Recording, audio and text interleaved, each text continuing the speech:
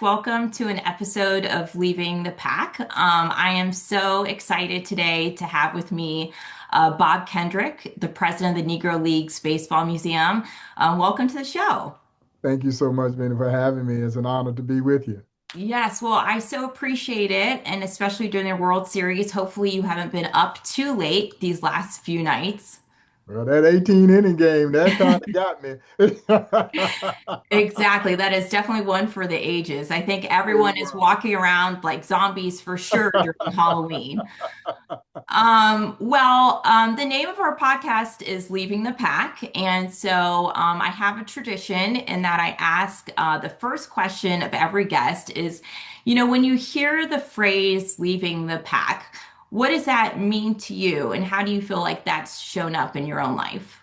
Well, as a kid growing up in small town Georgia, Crawfordville, Georgia, you were basically kicked out of the nest anyway. That was an inherent expectation that as you came of age, you were going to go do something. You were going to leave home, You're right. and so I think for me, that has been innately built into my being. I left Georgia, I left Crawfordville, Georgia when I was 18 years old and never went back home. And it worked out pretty well for me. Yeah, I And would say so, so. yeah, leaving the pack is stepping out on your own, being unafraid to Hmm. do so, understanding that there will be potential pitfalls, as it is with anyone in every aspect of life, but hopefully having the wherewithal. And I think when I think back to my own upbringing, that my parents instilled in me what I needed in order to deal with those pitfalls when they did come my way, and hopefully planted the seed in me to understand how to avoid certain pitfalls. And so Right. you draw from all of that, even when your parents thought you weren't listening, you were listening. Sure. Yeah, no, no, you were listening. You heard it. And I still utilize so much of what they shared with me when I was growing up, even though I swore I would never say the things they said to me, to my own children. And what happened? I said the exact I same know. thing. I know the feeling. As it comes out, you're like, I can't believe I'm Yeah. saying this. So you mentioned that, you're from Georgia and Yes. you're actually a basketball guy from Georgia. So Uh, I would love, for our listeners who may not be familiar with you, mhm. could you describe your journey, especially now? It was a really amazing journey, but probably an unexpected one to now being the president of the Negro Leagues Baseball Museum. Yeah, no, it is absolutely an unexpected journey. Growing up in rural Georgia, Crawfordville, Georgia is east of Atlanta, west of Augusta, only about 500 people. Wow. And I've been a baseball fan since I can remember, Hmm. but my high school was too small to have a high school baseball team. Got it. So we only had basketball and track. And Hmm. I think anyone who knows me knows that if there's not a ball involved, I'm not running. So track was out.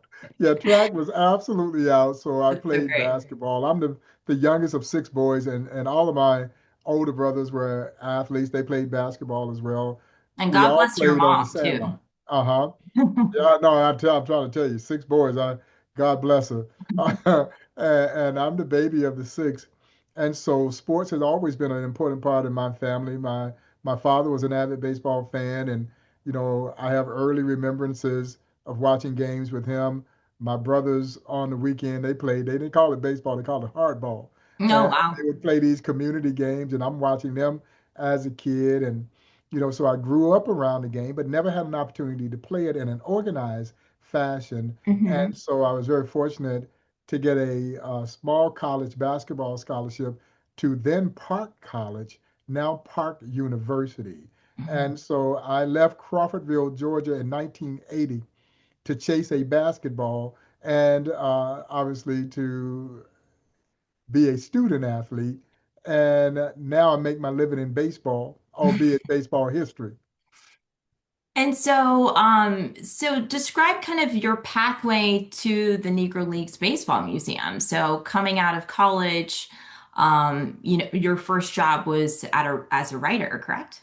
Yeah, my first job was with the Kansas City Star, the daily paper. Hmm. And my first entree into the Star, I was working in the composing room. And which is so funny because the composing room, we actually put the paper together. So I Wow. work with all these great editors, and you're on deadline putting the paper together.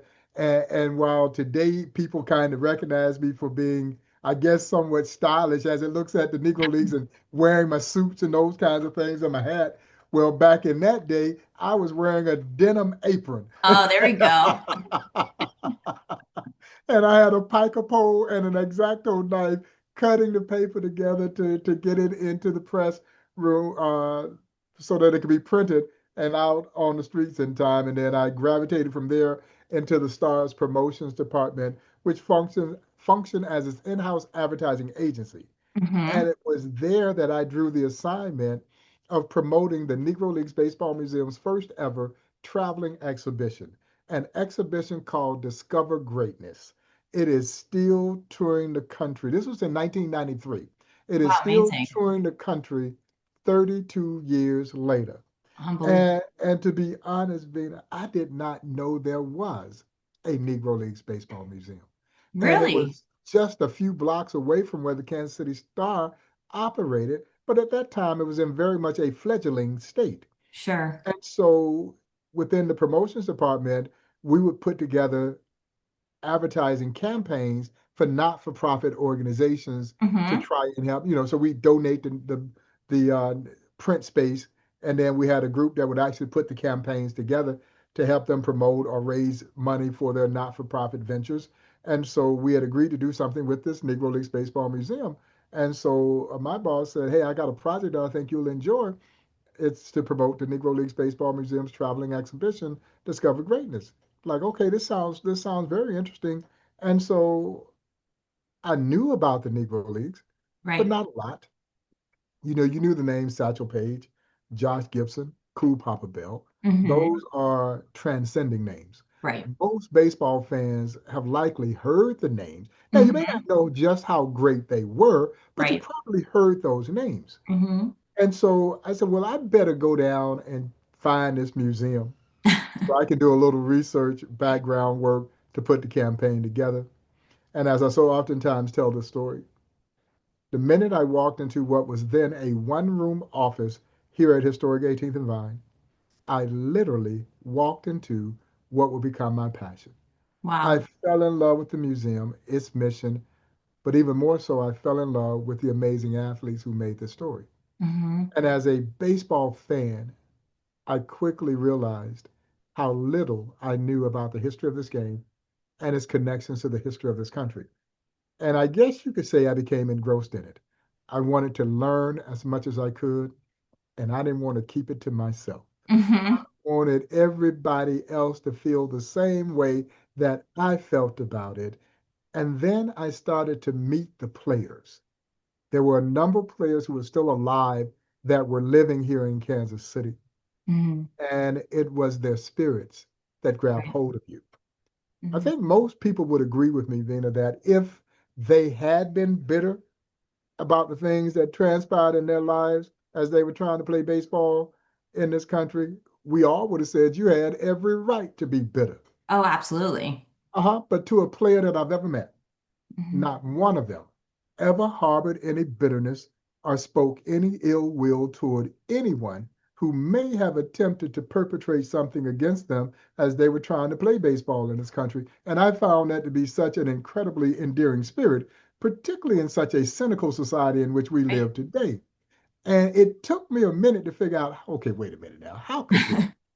You know, they were never going to be bitter about baseball because you couldn't convince them that they weren't playing the best baseball that was being played. Now, Right. everybody believed the best baseball was being played in the major leagues, but they didn't. They Hmm. knew how good their league was. They knew how good they were. And quite frankly, the major leaguers knew how good they were. They played countless exhibition games against one another, and the record books bear out that the Negro League teams or the Black All-Star teams won the majority of those head-to-head matchups. So, no, they were never going to be bitter about baseball. Now, did they like the things that were happening to them as they travel the highways and byways of this country? Of course not. Right. If you can imagine this, they could ride into a town, fill up the ballpark, but yet not be able to get something to eat from Right. the same fans who had just cheered them, or Mhm. not have a place to stay. So they would sleep on the bus and eat their peanut butter and crackers until they could get to a place that might offer them basic services. But as I tell my guests here at the Negro Leagues Baseball Museum, what you have to admire here is they never let that set of social circumstances kill their love of the game. Right. So their spirits were such that, okay, well, if I've got to sleep on the bus, if I got to eat my peanut butter and crackers, I'm going to keep playing ball. And really, that's the spirit that you feel here when you walk through this museum. And so I am being cascaded with this. And I had no idea it was going to turn into a career. I Hmm. just wanted to support this museum and my dear friend Buck O'Neill. And I was no different than anybody else. When you met Buck, it was love at first sight. And as I tell people, once you're bitten by the Buck bug, it's a wrap. You just wanted to be on Buck's team, and I was no different than the more majority of others who met Buck. And I just wanted to assist this museum in any way that I could to help it grow. I didn't know it was going to turn into a career. And to be honest, one of the most gratifying things I could have done either personally or professionally. Mhm. So you mentioned Buck O'Neill, who, when you talk about the Negro Leagues, that's one of the, obvious first names that Yeah. people think of. But for those who don't know him, and especially for those who, don't have the privilege of knowing him like you do, how would you describe Buck? As one of the greatest human beings to ever walk the face of this earth, who just happened to be a great baseball player. Yeah, Hmm. now most of us fell in love with Buck. We never saw him play. We fell in love with the Buck O'Neill who told us about the heroes of the Negro Leagues so beautifully and so vividly. We fell in love with the Buck O'Neill, I think, who so greatly demonstrated that you could get further in this life with love than you could with hate. Hmm. And we fell in love with that Buck O'Neill who dedicated really the last 16 years of his life in building a Negro Leagues Baseball Museum. And when I first met him, one of the first questions that I posed to him was, what motivated you to want to build a Negro Leagues Baseball Museum? And his answer was succinct, but also very poignant, so that we would be remembered. Yeah. He did not want them to be forgotten for not just what they gave the game of baseball, but more importantly, what they gave this country. And I think that is the mission at hand. That's the task at hand for all of us who are involved with this museum, is to make sure that it stands the test of time so they will never be forgotten and that their legacies will play on. There are not very many Negro League players still with us. Hmm. And we knew from the onset that this was literally going to be a race against time, that the people who made this history, and even more so, the people who saw them play, it wasn't a matter of if, it was a matter of when. They Right. were all going to be gone. Their legacy should not die when that last Negro Leaguer leaves the face of this earth. And that's the challenge that we've taken on to make sure that their legacies play on. And so, yeah, no, to have had the opportunity to work side by side with Buck O'Neill, what a blessing it was for me. Hmm. And I think the smartest thing that I ever did was I kept my mouth closed and I Just listened. listened. Because there was a lot of wisdom that he would impart. He wouldn't force it on you, but it was there for you. And as you could well imagine, there's not a single day that goes by that I don't think about my friend Buck O'Neill. His presence can still be felt very strongly here at this museum. And as long as I have any say in the matter, it will always be felt at Hmm. this museum. Yeah, so I think for so many people, Buck just symbolizes just incredible courage and compassion, and he Mhm. had a way about him in which he saw like a brightness even in moments of darkness. And so, in our family, I have two little kids, and so instead of saying, random stories about what to do. I have to show you, we keep pictures of Buck O'Neill. And we even have a signed ball too. And we always talk, it's almost like, what would Buck say? Or Yeah, how would we talk about this or frame this in a different way? And, yeah, it's amazing that you were able to kind of take all of that in because I'm sure you'd agree, so much of what makes the Negro Leagues wonderful, but also challenging is the fact that it exists in stories and folk exactly. tales that need to be kept alive. And Yes. Buck was known as an incredible storyteller. You're also known for being an incredible storyteller. But what does that mean to kind of continue the legacy of that storytelling of Buck who lived those experiences Yeah. and obviously shared them with you? But, why is storytelling, especially for the Negro League, such a powerful tool in keeping that history alive? And how do you keep that enthusiasm? Well, it's really interesting because what I found here in recent years, particularly what our this generation of young people, what really kind of captures their attention is authenticity and storytelling. Hmm. And the Negro Leagues presents those opportunities so beautifully. And so you're right. Every time that I tell one of these stories, and these are stories that I heard firsthand from the people who lived them, the likes of Buck O'Neill, Monty Irvin, Minnie Minoso, Ernie Banks. Every time I tell those stories, I feel like I'm keeping them alive in Right. my mind and in my heart. Hmm. And Buck O'Neill, and you touched on it, was the greatest baseball storyteller of all time, in my own Absolutely. humble opinion. And of course, it was during the Ken Burns epic documentary on the history of baseball that Buck O'Neill essentially exploded on the scene. Hmm. And Ken would be the first to tell you that Buck stole the show in that documentary.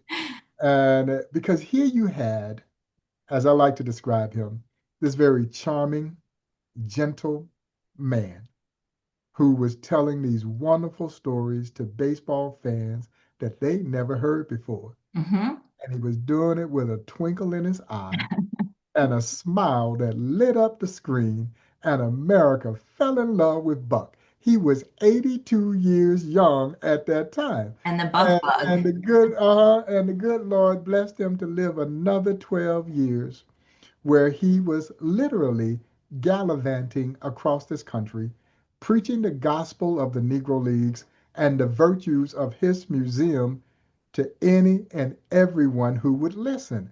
And I guess you could say that I was hanging from the hem of his garment. And and now I get to preach the gospel of the Negro Leagues and the virtues of Buck's Museum to any and everyone who will listen. And it's a tremendous honor to be a steward of this story, to be able to keep the stories alive. Hmm. Subsequently, whoever comes in and takes on this role after I'm done, I don't want these stories to ever die. Yeah, Yeah, absolutely. I don't want the stories to die. I'm glad that we did the things to quantify with the statistics and all of that.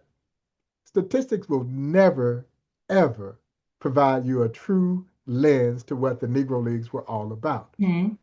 But the storytelling aspect of this is so important. And I don't want these stories to ever die. And every time that I tell these stories, and I think for those of us who I never saw myself initially as a storyteller, but I guess I've earned that reputation now, there's no, there's no greater compliment than when people say, I felt like I was there. Oh, Uh-huh. absolutely. And that's what you want. When I'm talking about the showdown between Satchel and Josh Gibson, I want you to be able to picture in your mind Hmm. there's Satchel on the mound and Gibson who, was like Adonis, Yeah. this almost mythical like figure.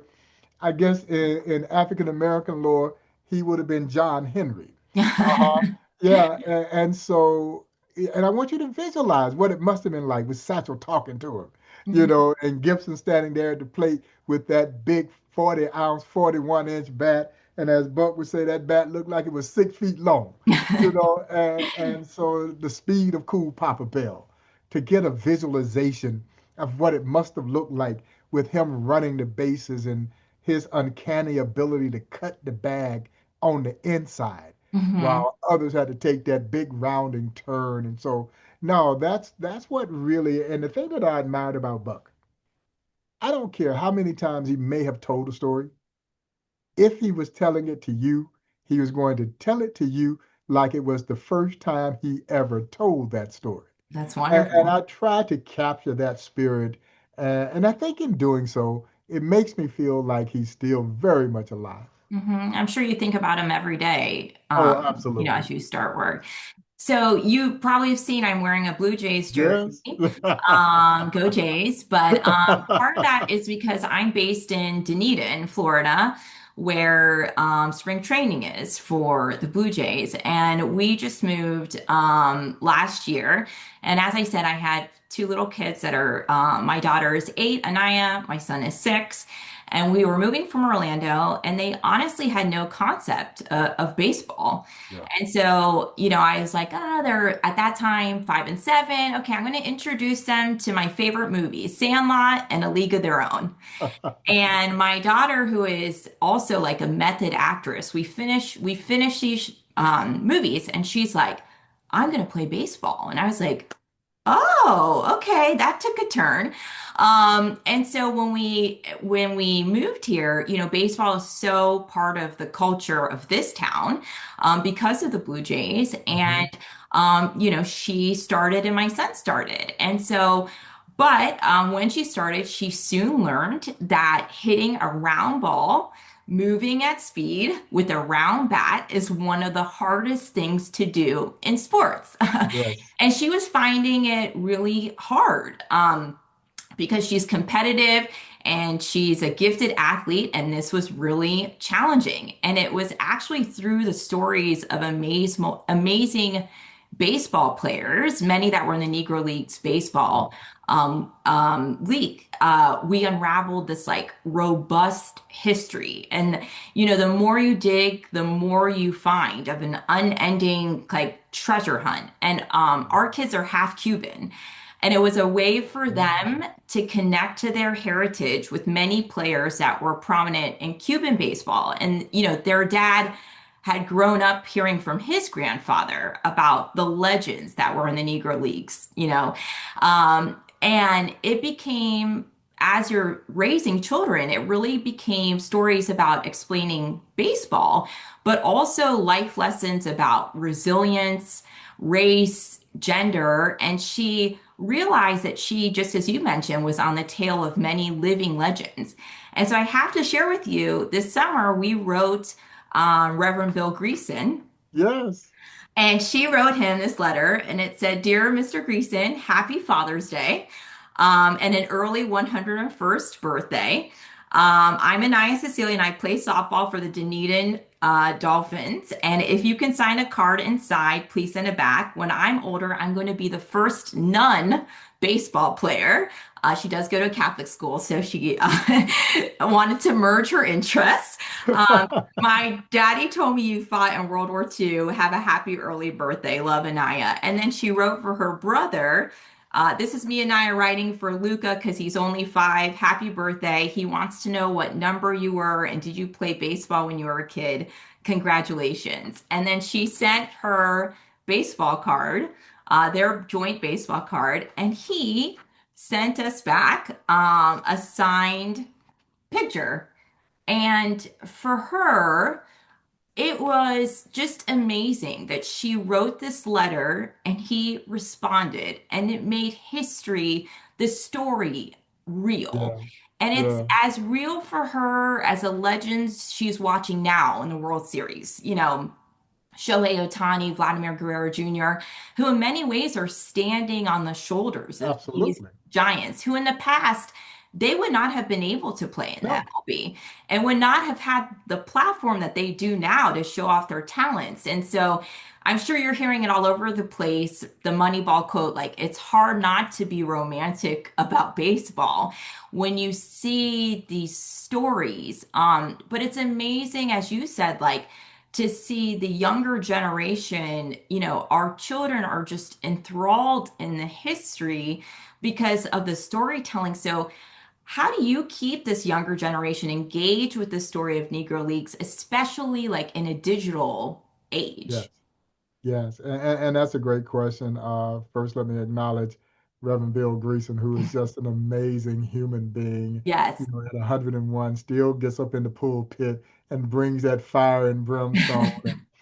Such an important figure in the history of the Negro Leagues, his mentoring of a young Willie Mays when they Hmm. were there together as teammates with the Birmingham Black Barons is so significant. And Willie Mays would go on to become arguably the greatest Major League Baseball player of all time. But he was a 17-year-old kid when he Right. was there playing with the Birmingham Black Barons. He's 17 years old and patrolling center field for the Barons. And people like Bill Greason and others, they embraced him. They took care of him. 17 years old. He's just a baby out there on the road. So you needed that guidance. And the thing about it is Willie Mays never forgot them. Hmm. Yeah, he so greatly appreciated what had been done for him. And they were a very important part of his upbringing and what would become a Hall of Fame career. And that's the case for a lot of the young ball players who left the Negro Leagues and went on into Major League Baseball. The nurturing that they received from that older ball player, there's this misnomer that there was this resentment. No, Hmm. there wasn't any resentment. If there was any bitterness, it would have been, why did this happen when I was still in my prime? But Right. it wasn't any resentment toward the players themselves. They were wanting to see these young ball players go and be successful so that would create an opportunity for others to get that opportunity. And going back to what you talked about, the digital age, we have embraced the fact that in order for a museum like ours, and I think for museums in general, but particularly history museums and cultural institutions like the Negro Leagues Baseball Museum, you have to establish relevancy. Hmm. You have to be able to make that connection. It has to become relevant to what is happening in their lives today. And it can't always be history for history's sake. Right. And so we've been very proactive. We worked with Major League Baseball on the first ever animated series on the Negro Leagues called Undeniable. Hmm. 3 animated shorts that talk about the women of the Negro Leagues, Hmm. the international connection of the Negro Leagues, and why Jackie Robinson will become the chosen one to break Major League Baseball's color barrier. It was wildly successful, and I was very fortunate to voice those animated shorts and be in there telling stories. But I think the biggest thing that we have ever done was the partnership with Sony for the inclusion of the Negro Leagues in the video game MLB The Show, Hmm. biggest baseball video game in the world. And in 2023, for the first time ever, the Negro Leagues became a part of the video game. And Sony was very smart. The San Diego studio produces the game, and they were very smart not to just throw the players in and just random statistics. Right. Instead, we created a mode called storylines. Oh. And so, again, I'm actually in the video game telling stories. Now, Wonderful. as I oftentimes share, particularly with my younger audience, I saw myself doing a lot of things. I never Not a dreamt that I video would be in a video game. And it has been tremendous the reaction that the game has gotten from a legion of young gamers and young adults who play video games. And this kind of false narrative that our children don't care about history, but they do care about history. And when we put the Negro Leagues into the video game, a mode and medium in which they were accustomed to engaging with, it hit home. game. And Sony put a killer soundtrack behind these vignettes. I guess a guy that tells a decent story, and you've got them captivated. Hmm. Hmm. And I knew that they would love the players. Again, what's not to love about the swagger Right. of Satchel? Uh-huh. The mythical like power of Josh Gibson, but it was real. The unbelievable ability of a Martin de Higo. Hmm. Uh-huh. Who played all 9 positions and played all 9 of them well. And of course, he hailed from Cuba, and his nickname was El Maestro, the Hmm. master, because he could do it all. So what's not to love about those players? But what I have been so pleased is how much they have gravitated to the stories. Hmm. They can't get enough of these stories. And so we have a 5-year partnership with Sony. And I just got back from San Diego recording content for the 26th edition of the game. And contractually, we have another year in 27. But there's still so many great stories left to be shared. And so I'm hoping that we'll get an extension of that partnership because it has been the most talked about feature of MLB The Show since we released it in 2023. And it has opened up the Negro Leagues to millions upon millions of young people, not just in this country, but around the globe. Hmm. And every day I get kids coming to this museum because they saw the museum in the video game and they all want to meet the guy that was telling the stories in the video game. That's so great. I mean, and recently, I mean, there's new fans to baseball through the Savannah Bananas. I mean, Savannah Bananas. we took our kids when they came to Tampa Bay and they filled the NFL stadium. Yes. And so how do you feel about this new partnership and bringing back like the original Indianapolis Clowns? Yeah, no, I'm thrilled. I just got back from Savannah just a couple of weeks ago where we had the announcement as part of a made-for-TV ESPN2 televised event. And that gives you an indication of just how popular the Bananas are Oh, because yeah. the stadium was filled with folks who there was no game going on. They were just announcing the two new teams that were going to be part of the Banana Ball family and the cities that they were going to be playing on. And Yeah. the atmosphere was absolutely electric. And I am just so thrilled by the reaction that we got when I walked out on stage and said the Amazing. Indianapolis Clowns are back. Hmm. And people were, it was emotional for people were crying because the video that they produced was so compelling, providing a history of the clowns because the Bananas have captured the magic that the clowns were Yes, doing in the 1940s. That's exactly what the Bananas, so it's almost as if the Bananas are paying homage to absolutely. the group that basically laid the foundation for what they're doing now. Now the Bananas have taken it to a whole nother level. And what they're doing right now, how they've created this fan first mentality, Hmm. this combination of baseball and entertainment has just really captured the hearts and imaginations of literally millions of people who are coming out to see them perform. Yep.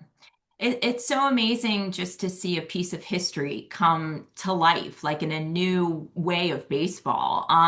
And I mean, I think you mentioned it before, like as you learn about baseball, you realize that baseball served as a place for Americans to really ask tough questions about diversity, equity, and inclusion Mhm. decades before America was actually ready to do it on a broader scheme. It became like a safe place to do that. And if you know the history of baseball, you essentially start knowing the history of this country. Yes, indeed. But as you've said before, there was a gap in the history of the Negro Leagues that you are now kind of bridging. So, how would you describe the significance in American history of the Negro Leagues beyond baseball? Because it, Yeah, represented resistance, but also innovation. So, absolutely. what does that mean to you? Well, you basically captured what the essence of Negro Leagues baseball is all about. Even when you come here to the museum, and I certainly hope that you guys will make your way over to Kansas City to Oh, experience this absolutely. museum, you'll find that we almost de-emphasize the players Hmm. because for us, it is a given that you're going to walk into this museum and you're going to meet some of the greatest athletes to ever put on a baseball uniform. Hmm. But by the time that our guests walk away from this experience, you walk away with a more deeper, richer appreciation for this country and the important role that the Negro Leagues had in not only changing the game, but helping change America for the better. And it is all encapsulated in this wonderful story of these courageous athletes who, as I like to say, forged a glorious history in the midst of an inglorious time in American Yep. history. So the circumstances Mm-hmm. that dictated a need for a Negro Leagues. Mm-hmm. That is sorrowful and shameful. Mm-hmm. Segregation was a horrible chapter Yeah. in this country's history. But the story here is what emerged out of segregation. Right. This wonderful story of triumph and conquest. And it's all based on one small, simple principle. You won't let me play with you in the major leagues? Okay, I'll create a league of my own. Mm-hmm. And when you stop to think about that, that is the American way. And so while America was trying to prevent them from sharing in the joys of its national pastime, it was the American spirit that allowed them to persevere and prevail. And that's what you feel when you walk through this museum. It's not a sad, somber kind of story. Mm-hmm. No, no. It is triumph over adversity. Mm-hmm. And we need to be reminded of those kinds of stories. And for me, it is a true indication of the value of diversity, equity, and inclusion. Mm-hmm. And I think those who come to visit this museum, they gain that understanding. The Negro Leagues didn't care what color you were. All they cared was can you play? The Negro Leagues didn't care what gender you were. Yeah. There were three, as you know, three pioneering women who Mm-hmm. called the Negro Leagues home: Tony Stone, Mamie Peanut Johnson, and Connie Morgan, women who competed with and against the men in the 1950s. And Mamie was the only one who wanted to play in the All American Girls Professional Baseball League. And you mentioned the epic film A League of Their Own as one of the films that you guys like to Yeah. watch. Well, the All American Girls Professional Baseball League was the inspiration for that hit Mm-hmm. film. And you may recall at the near the end of the film, there's one scene where they're practicing and the ball gets loose and this black lady is Yes. walking by and Yes. she picks it up and she fires it back in. Yep. And everybody's astounded at how hard she threw.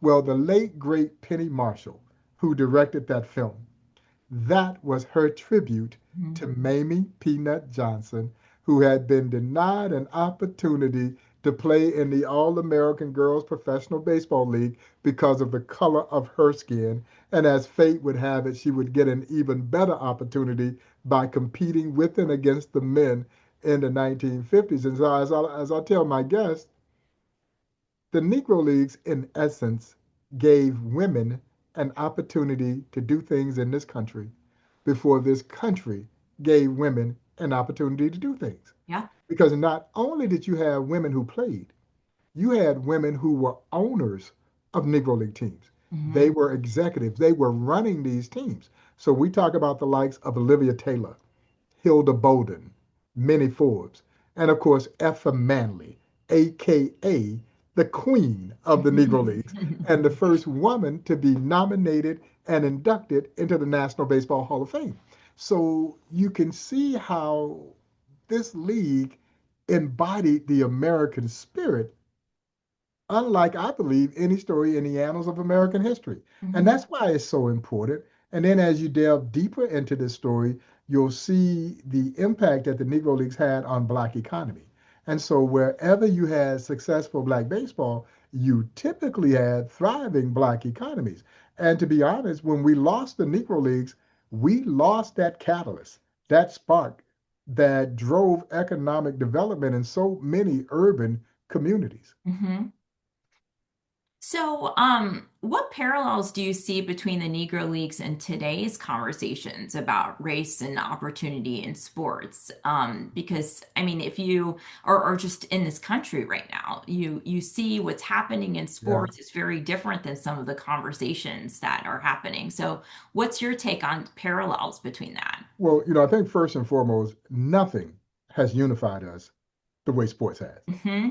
It's that one place where we all come together, and it may just be for 2 hours, Yeah. but color is of no significance. Hmm. It's your favorite ball player, your favorite basketball player, your favorite baseball player, football player, soccer player. Colors of no significance. You cheer on that individual. And baseball has been at the forefront of this unification. We make the rather bold assertion that Jackie Robinson's breaking of the color barrier wasn't just a part of the civil rights movement, that it was actually the beginning of the civil rights movement in Yes. this country, because this predates those more noted civil rights occurrences. So this is before Brown versus the Board of Education. Right. This is before Rosa Parks' refusal to move to the back of the bus. Dr. Martin Luther King Jr., as old Buck O'Neill would so eloquently say, was merely a sophomore at Morehouse College in Atlanta, Georgia, when Jackie signed his contract to play in the Dodgers organization. And as I like to tell the story, our very own President Harry S. Truman, Hmm. born right up the road from where the Negro Leagues Museum operates, Independence, Missouri, would not integrate the armed forces until a year after Jackie. So, for all intents and purposes, this is what started the ball of social progress rolling in our country, baseball. And our country literally jumped on the coattail of baseball because it was indeed our national pastime. Right. And so what we see today is again this one place where we come together. And for me, I think it's sports and music that has united us in ways that Yes. nothing else has. And even though there's a level of divisiveness in our country today, that still seems to be the place that we come together. Hmm. Uh-huh. And we are able to fit this story of the Negro Leagues inside and provide greater context because now it becomes about love of the game. Hmm. Yeah. And what do you feel like people often misunderstand or overlook about the Negro Leagues? Because I know, when the MLB officially recognized Negro League Hmm. stats, there Hmm. are some people, that had different points of views. And personally, Oh, of course. no major leaguer had to endure what the players in the Negro Leagues endured, and they were still able to perform at such a high level. But Yeah. how did you react, and were there kind of misunderstandings or things that people overlook generally, or especially kind of when those stats were recognized? Well, we knew we'd get some pushback. Hmm. And I served on the committee. Now, I didn't do any research. I left that to the historians and researchers for that research. I dodged probability and statistics for about 3 years in college. There we So they didn't go. need my help in there messing up the research. But I was very honored to be part of the committee for that milestone occasion that happened last May 29th when the stats of the Negro Leagues were officially entered into the record books of Major League Baseball. And for those who needed a level of quantification for the Negro Leagues, because as you touched on earlier, most of what we have learned about the Negro Leagues was done through oral histories, Yes. these wonderful stories. Hmm. That baseball fan can be somewhat of a purist. They Right. wanted numbers, Yep. to contextualize it. Now, for me, the numbers will never tell the real story of the Negro Leagues because you touched on it as well. No major leaguer ever had to endure what Hmm. these ball players had to Yeah, these endure. are not apples to No, apples. no, no, no. Yeah. And once the stats came out, I had a guy. He wrote me, and he was upset about the numbers because, they saw some of their great heroes being pushed down a Yes. notch because these players from the Negro Leagues names had supplanted them. And again, as I shared with them, just because you don't know who they are, don't mean they can't play. Hmm. And it's not an indictment on Ty Cobb Hmm. if Josh Gibson is now the all-time career batting average leader. It should serve as a portal to a gateway of better understanding. You should want to learn who Josh Gibson was. Right. Uh-huh.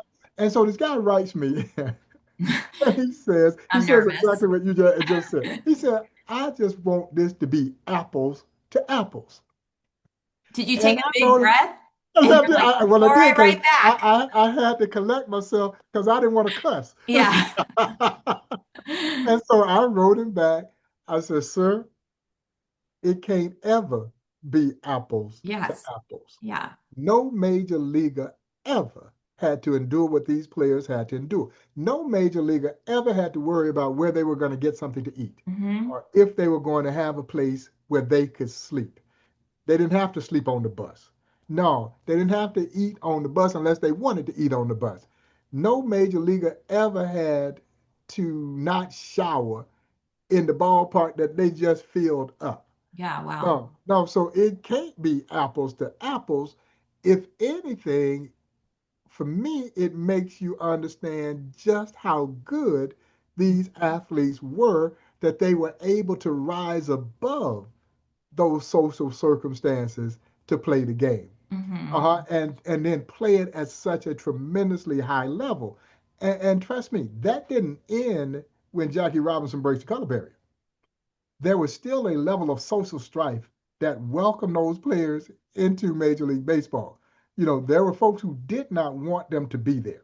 And so they were still having to prove that they belonged. And so, yeah, we knew there'd be some pushbacks about Yeah. numbers. Yeah, Yeah. we knew. And I was ready for them. But as I told the guy, it ain't going to change. I don't care how upset you are. Major League Baseball ain't going to go back and change it. Yep. So you might as well get used to seeing Josh Gibson number one as the career batting average leader, number one with single season batting record in 1943 when he hit 466. And so, no, and for the more majority of folks, however, it opened up the Negro Leagues in ways that has just really grown the recognition and the awareness of the league. And we've seen tremendous impact on our business, because we want people to know this story. And hopefully Mm-hmm. we'll drive them to Kansas City where they can experience the Negro Leagues Baseball Museum. Mm-hmm. So, I do this podcast because I also believe in stories and how much we can learn from the stories of others. And by day, I co-own an executive search firm for higher education. And I got into higher education because I grew up, my family's an immigrant family, and we've always been raised with education just being kind of the passport, to a different life.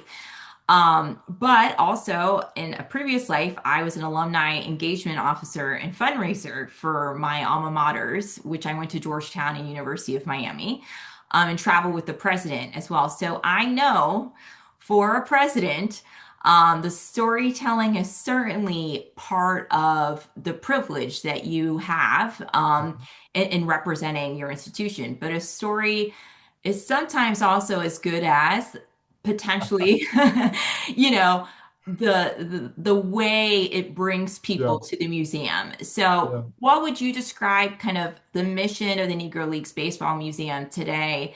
And, what's next on your agenda as president? Well, it's the world's only museum solely dedicated to preserving and celebrating the rich history of African American baseball and its profound impact on the social advancement of America. And I do believe that it is that latter statement that grabs the hearts, the minds, the imaginations now of the thousands of people each and every year who come to see us. I think the Hmm. work that we've done over the last 3 decades plus, people come here now expecting to meet some pretty good baseball players. And Right. of course, you're going to leave not being disappointed. You're going to meet some of the greatest baseball players to ever put on a uniform. But as I mentioned earlier, by the time you walk away from here, you walk away cheering the power of the human spirit. So it is that rare civil rights story.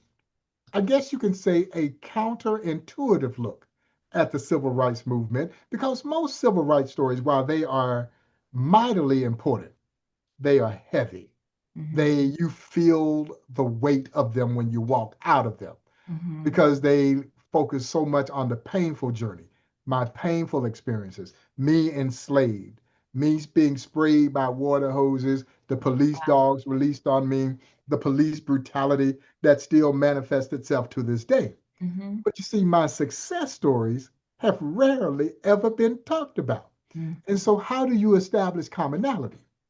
You need to know my success stories. I Right. don't want you just to see me from that dark side of my being. Hmm. There's a light about me as well. And the story of the Negro Leagues is one of America's greatest success stories. And so that's how we treat this story. And of course, when we started this project in 1990, it started in a one-room office, not much bigger than this office that I'm sitting in now. And it had a conference room table and guys like my dear friend, the late great Buck O'Neill, and other local Negro Leaguers, Vina, they literally took turns Yeah. paying the monthly rent to Wow. keep that little office open. And Yep. as I like to say, with it, our hopes and dreams of Hmm. one day building a facility that would pay rightful tribute to one of the greatest chapters, not in baseball history, but in American history. And we moved into our current home in November of 1997. So we went from a one-room office to today about 10,000 square feet of exhibition space that chronicles this story. And of course, along that journey, today we are recognized as America's national Negro Leagues Baseball Museum, as deemed and designated so by the United States Congress in 2006. But here recently, we just announced plans to build a brand new standalone 30 plus thousand square foot Wow. Negro Leagues Baseball Museum that's going to be built right around the corner from where we operate now. So the building that the Negro Leagues were established in was an old YMCA, the Paseo YMCA. That is where Andrew Roop Foster led a group of 8 independent black baseball team owners into a meeting here in Kansas City at the Paseo YMCA in 1920. On February 13th of 1920, they walked out of that meeting having established the Negro National League. Well, that old Y still stands, and we've taken ownership of it. We are renovating it, and we're going to convert it into an education and research center in Wow. memory of the late great Buck O'Neill, and then build a new 30 plus thousand square foot Negro Leagues Baseball Museum attached to the historic landmark where it all began, or as I like to say, create the nation's first Negro Leagues campus as the gateway into historic 18th and Vine and an international headquarters for both black baseball and social history. So, as I oftentimes say, I am as excited about having to raise $35 million dollars as you could possibly be. Mhm. But no, it signals a tremendous next step in growth for this organization and our opportunity to continue to expound on the existing stories, tell new stories, but even more so, make all of these stories relevant to what is happening in our lives today with an eye for what our life can be like as we look toward the future. Mhm. I know when I started fundraising, I would say, I can't even ask people for money that owe me money. But if I believe in something, I can. And so, it's so amazing to hear how closely tied you are to the mission and it just is embodied in how you've really led the museum. So what can listeners do to support the museum and help keep these stories alive? Well, first and foremost, I want to invite everybody who's listening to your show to come to Kansas City. Now, I know that may not necessarily be possible, but if you do come to Kansas City and experience this amazing piece of baseball and history, but if you're so inclined, join us in this mission to build Buck a brand new house, Hmm. a brand new Negro Leagues Baseball Museum. The campaign is aptly called Pitch for the Future. And it is online at www.nlbm.com. And as I tell folks, you know this as well as anyone. When you're fundraising, everybody thinks that you're looking for large gifts. Well, we are looking for large gifts, We'll but take in this case, them. every buck counts. Yes. Literally, every Yep. buck counts. And it just gets us closer to that $35 million goal that we've set to build this. I am hopeful that by the spring of 28, we will be cutting the ribbon on a new Negro Leagues Baseball Museum. And like I said, build old Buck a brand new house. And so, of course, the museum is a 501c3 not for profit Mhm. organization. So any contribution can carry tax deductibility opportunities. And so, but yeah, no, if you can't come to Kansas City, and even if you can come to Kansas City, please consider supporting this Pitch for the Future campaign. So just the last few just points of interest questions. So you mentioned, legends like Satchel Paige, Yeah, Josh Gibson, Cool Papa Bell, people like Oscar Charleston. Charleston, yes. If you could sit down for dinner Oof. with three Negro Leagues players, who would they be and why? Oh man. Fortunately for me, I've had many opportunities to sit down with my friend Buck O'Neill over dinner. Had opportunity to sit down with Ernie Banks and Benny Minoso over dinner. I think for me, I never got to meet Satchel Paige. Hmm. And I was here in the Kansas City area when Satchel was still alive, but I was a junior in college when Satchel died in 1982. So I Yeah. never got to meet him.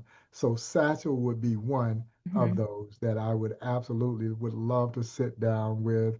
I had the pleasure of sitting down with Monty Irvin. So a lot of these guys who would have been so top on my list, Yeah, what a I've gift. actually had these chances, had the chance to have dinner with Henry Aaron, who's my Wow. all-time favorite ball player. So those are kind of pinch me moments. Um, but I think Oscar Charleston Mhm. and who would be my third? Cool Papa Bell. There you go. Yeah, That's quite the you know, dinner table. that's a good dinner crowd. Um, and what's a baseball moment, the Negro Leagues or MLB, that still gives you chills every time you think about it? Oh, it's easy. Walking my all-time favorite baseball player, Henry Aaron, through Mhm. this museum. Oh, wow. Because, Vina, it is the first and only time that I've ever been starstruck. Yeah. And we've been so blessed because we've had two American presidents tour this museum. Yeah. President Bill Clinton, President George W. Bush, First Lady Laura Bush, First Lady Michelle Obama, General Colin Powell, Vice President Al Gore, plethora of athletes and entertainers, the legendary poets Nikki Giovanni, Maya Angelou. And as I oftentimes say, with no disrespect to any of them, they are not Henry Aaron in the Wow. eyes, mind, and heart of this kid from Crawfordville, Georgia, who every day on the playground, I had to be Henry Aaron. Now, I Oh, know some other kids wanted to be Henry Aaron sometime, but I had to be Henry Aaron. And in 1999, I get the opportunity to walk my childhood idol through this museum. I can't I even was a imagine. nervous wreck. I'm Oh, at home and I'm laying out my clothes and, because everything got to be right, and so we get here to the museum. They get me mic'd up, and Mr. Aaron and his wife Billy are here. They were celebrating the 25th anniversary of him breaking Babe Ruth's record of 715. Sad to say, it took him 25 years before he could finally exhale and enjoy what many thought to be the greatest sports accomplishment of all time because of all the hate and vitriol that he received. Keep in mind, he received over 1 million pieces of hate mail in 1974. unbelievable. Yeah, Wow. 1974. We're not talking about 1947 when Jackie Robinson broke the color barrier. This Hmm. 27 years later, and he's getting the same level of hate and vitriol that welcomed Jackie Robinson into the major league because there were those who just had such disdain of the fact that this black man in the Deep South was about to break this fabled white player's record. Hmm. And so 25 years later, baseball is celebrating. And they set him up to come here to the museum. And Buck O'Neill was on the road, so I draw the assignment. And Wow. we go through the tour. No And pressure. every time I was around him, and I tell the story all the time, every time I was around him, I was reduced to that almost 12-year-old kid that when he hit home run 715 in Atlanta's Fulton County Stadium, I'm at home in my mother's living room in Crawfordville, Georgia. And as he's circling the bases there in Atlanta's Fulton County, I'm circling the bases right Oh, alongside him in my mother's living room. The old couch was first base. She had no oh, that's TV so for great. second base. The other old couch was third base, and her recliner was home plate. And so Wow. as he's touching them all, I'm touching them all too. And here we are face to face. Now, it doesn't get any better than that. And after Yeah. we finished the tour, we did a fireside chat with him where he talked about the tumultuous times of chasing Ruth's record. But then afterwards, we go up to the mezzanine level of the gym theater right across the street from the museum. And I get to sit down over a platter of Gates barbecue ribs, literally chewing the fat with my childhood idol. So You could no, never it don't imagine. get any better than that. You are so blessed to have these like amazing experiences, so many stories that you heard straight from Buck, so many lived experiences of your own, having barbecue with someone that you admired as a kid. What does that mean? Like, what do you hope for your legacy in this role? Like, it Yeah, is such a great responsibility that you carry. And as any great leader, you're thinking about who comes yeah, after you. So, what do you yeah. hope your legacy will be in Well, this I role? still have those pinch myself moments. Yeah. As deeply involved as I've been in this museum, I reflect oftentimes because again, I'm a kid from Crawfordville, Georgia, all of 500 people. And I've had these incredible opportunities that I don't even know. I was a dreamer, but I don't know if I would have dreamt of this. Yeah. Uh-huh. And, this organization has given me far more than I've given it, but I certainly hope that not only my legacy, but the legacy of our entire team will be tied to what we do to put this museum in a position so that it will stand the test of time, Hmm. so that others will have an opportunity to come here. I think about my own granddaughter, who's now 14, that one day she'll bring her family here and say, you know what? Your great grandfather had something to do with this place. Yeah. And that's what motivates you. Hmm. I'm self motivated, but every single day that I walk into this museum, number one, I think about how blessed I am to do this work, to be a steward of this story, to have stumbled into what became my passion. Hmm. And Buck always said, if you find a job you love, you'll never work a day in your life. Now, that Amen. doesn't mean it's going to be easy because you know how difficult it is to raise money. Oh, You got yeah. to have thick skin. You're going to get Yep. told no a lot. Yep. But you also got to be resilient and figure out ways to get people to tell you yes. Hmm. And so I've been so blessed to be able to do this work. And as my team and I, we talk about this all the time.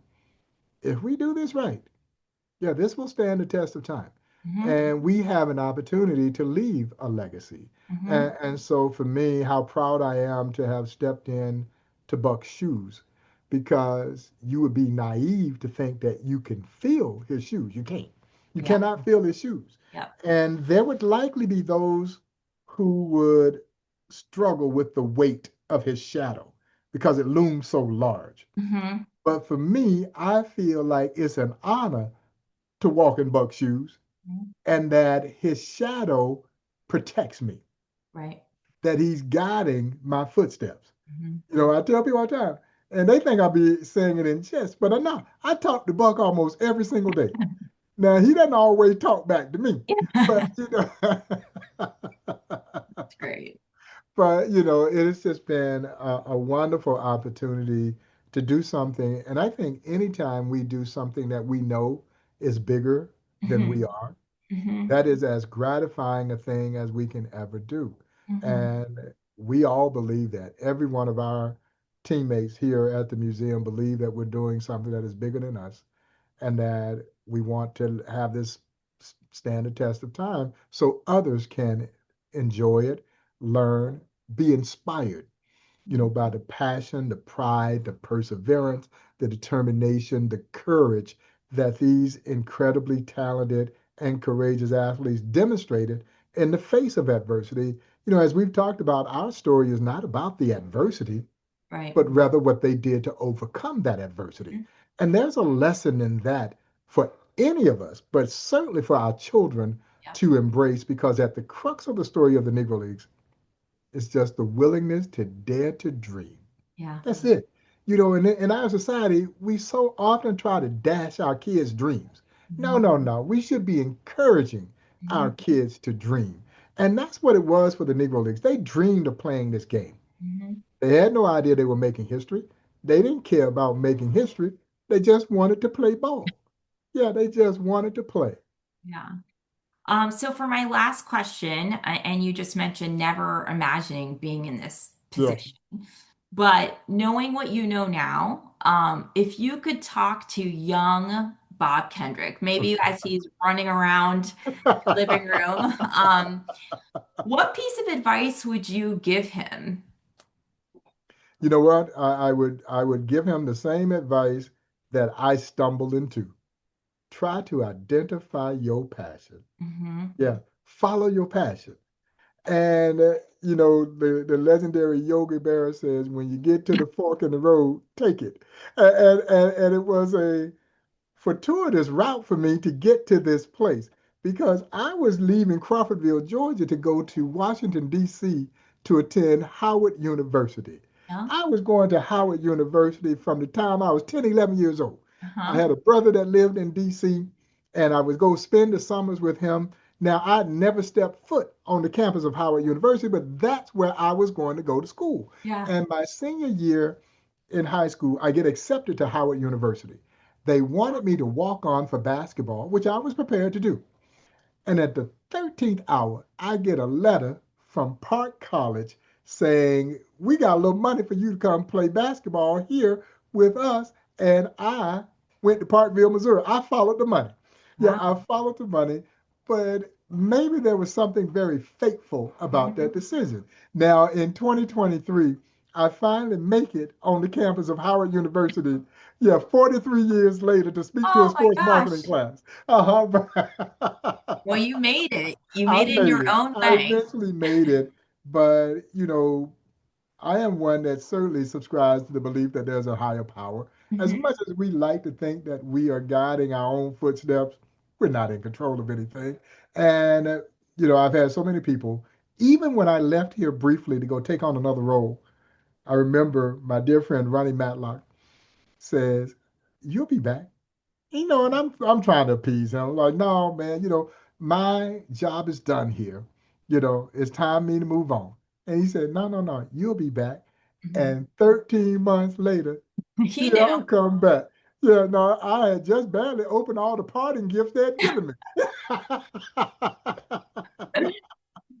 Well, I think he saw in you what so many other people see in you, which is such a deep passion and love for these stories that, so many generations are going to just learn from. I know for my children and for us, all these stories provide so much meaning. And as a parent, to share these stories and see, in your own children this kind of understanding of the world in a way that they can understand, but that these are real stories, not Yes, pretend stories. These are exactly. real stories about, Exactly.